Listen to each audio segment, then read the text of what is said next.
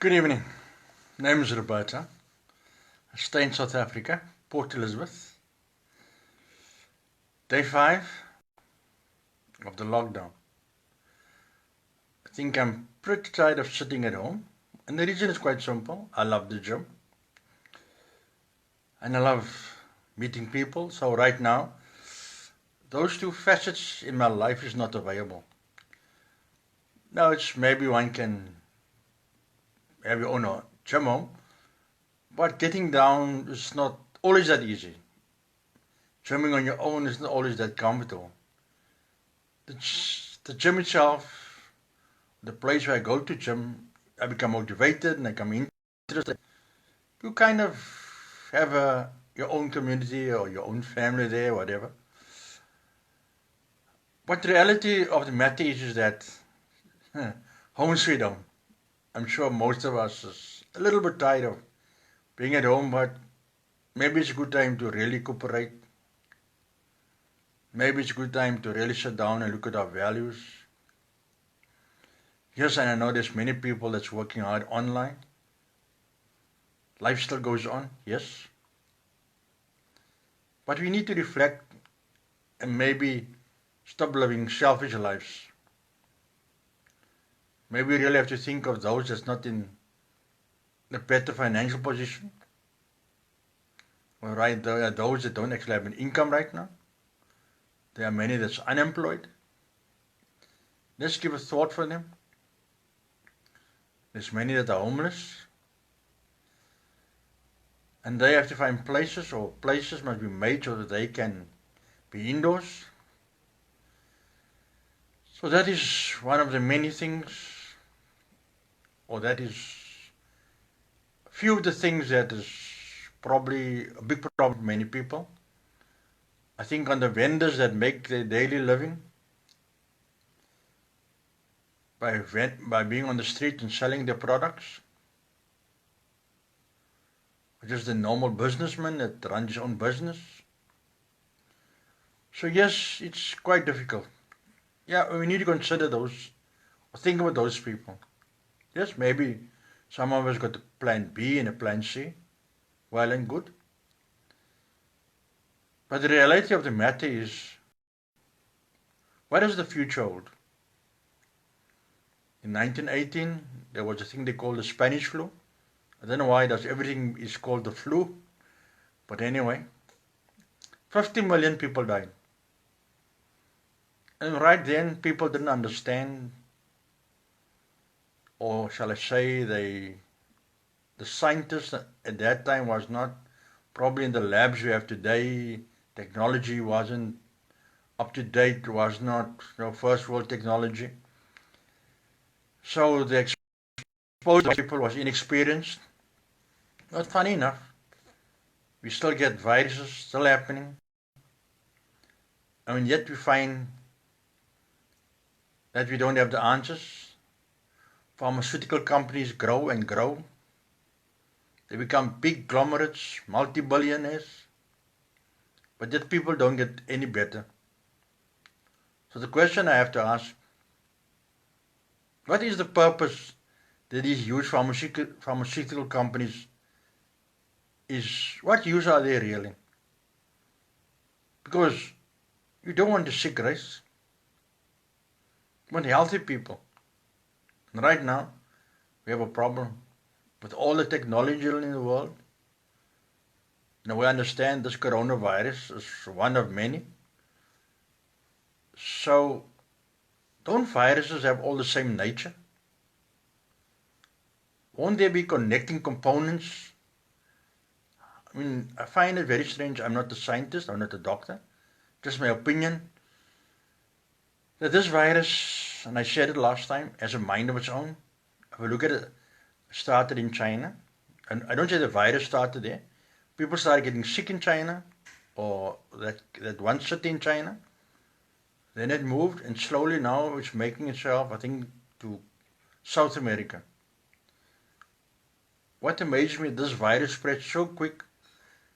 It seems that it's in a hurry to jump onto the next human being. Now, it is frightening if 1918, 50 million people died, well, that was then. That was a plus minus 100 years ago. So stand to reason, quite a lot of people is going to die now. And yet you find people, especially in South Africa, I think people are still in shock. People don't understand. South Africa has never experienced something like this, not where a virus is concerned. So people still don't adhere to the laws. And it's not because I don't think people are being disobedient, but just to understand the thing that everything is closed, everybody must be indoors. It's quite abnormal and a very strange situation. I think the army themselves, they call in a situation that they are not used to. I think they're also trying to adapt to the situation. And I think civilian disorder must not become the order of the day. Really, it must not. Because I don't think South Africa has an army to suffice the whole of South Africa. I don't think so. So it's important that people that understand the law and adhere to the law do it. It's important. I find, or I see on the news a lot of this, where people's on the streets, a lot of the informal settlements. In other words, you'll find that with all the underdeveloped areas, you find that it's informal structures, it's not really structured housing, not really running water. You find there's a high density of children in those areas. So yeah, to see the army in the streets is something new to them. It's something they want to make fun about. That's how children are. And I think that even this lockdown, I don't think a lot of people understand it. They're still asking questions, why this, why that. Yes, I think that the government had to do what they had to do. And yes, I think things will unravel slowly and surely. There'll be ease in this and ease in that. But it's so important that the public need to understand that it is a difficult situation for everybody. I ask the taxi industry also don't seem to understand the situation. They are feeling the government is picking on them as usual, and the government is not.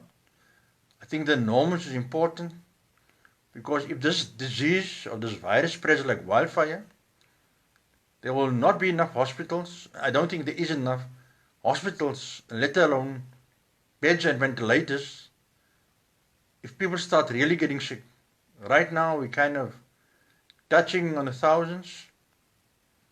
What doesn't need to go or spread unnecessarily through disobedience or disorder. So yeah, like I said, now I'm sure a lot of us tired of being at home, but maybe it's a good time to catch up with friends, WhatsApp, the internet is still available. I'll speak to one another, go on Facebook, do a live. How are you feeling? How's your home? Okay, I don't have any children, they're all big, they're out of the house. So just me and my lovely wife. Unfortunately, she just wanted to cook for me, which I think that is a bit too much. I think after 21 days I might have a double chin, I hope not. But anyway, keep up the spirit. Be patient, yes. I know in the back of my mind have so many people. I need to pay this, I need to pay that. What if this, what if that? I think if you overthink in this situation, it's going to put you in a very, very terrible state of mind. Yes, it's uncomfortable. You didn't expect to be here. But it has happened, whether it's by accident or by nature, but it has happened. So yeah, I just like to end in saying, think about your future. Nobody expected this at the beginning of 2020. There might be another virus that comes sooner than we think. We don't know, is this an agenda of the rich? Or is just this, that climate change? There's so many questions you ask. But the main important thing is, isolate yourselves, stay indoors. Just remember there are many people there that might just die of hunger in this 21 days. So yeah, think about it. Anyway, thank you for your time. My name is Roberto, always from South Africa. Good afternoon, good morning, good night, wherever you are. Thanks for your time. Bye for now. Cheerio.